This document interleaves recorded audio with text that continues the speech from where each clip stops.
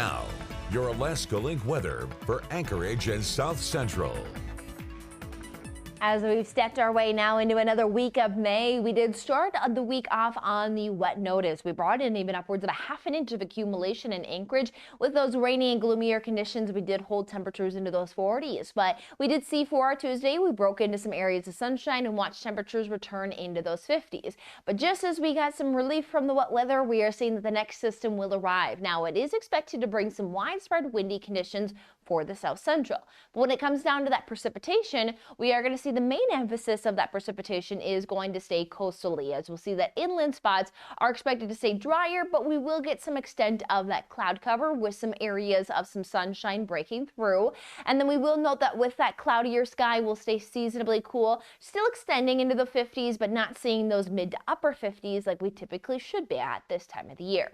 So as we continue here into the forecast, breaking down the Dewey's Marine forecast, what we'll see is that rain showers will gradually return here through the morning hours into the afternoon. We'll note that it comes with some of those stronger winds, noting some 25-knot winds even through the Cook Inlet, and then noting even some up to 40-knot winds with some higher gusts possible outside of the Kenai in those Gulf waters. So some stronger winds as those rain showers will gradually return throughout the day.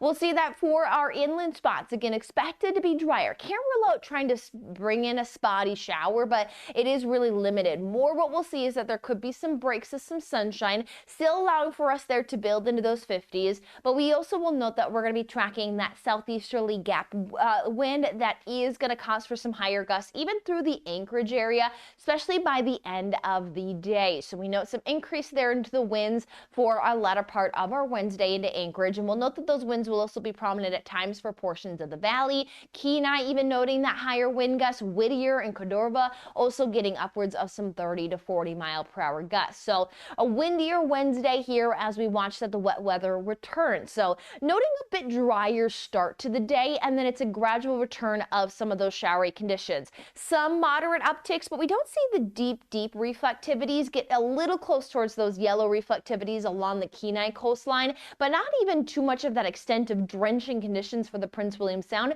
And also noting that we're not going to have a full frontal system passage. So we even see here Thursday morning also trying to break up some of that cloud cover to allow for some of that sunshine to break through. So as we look at accumulation, we do note numbers there on the board, but again, not significant. So not going to be totally drenching, but not going to be seeing the abundant blue skies like we had for our Tuesday. We're at 17 hours and 26 minutes of daylight. So we'll battle that cloud cover in mid 50s through the Anchorage and much of the inland spots. Gloomier with those showers coastally, and then we'll see some spots of some showers that may be able to lift inland as we roll into the early weekend.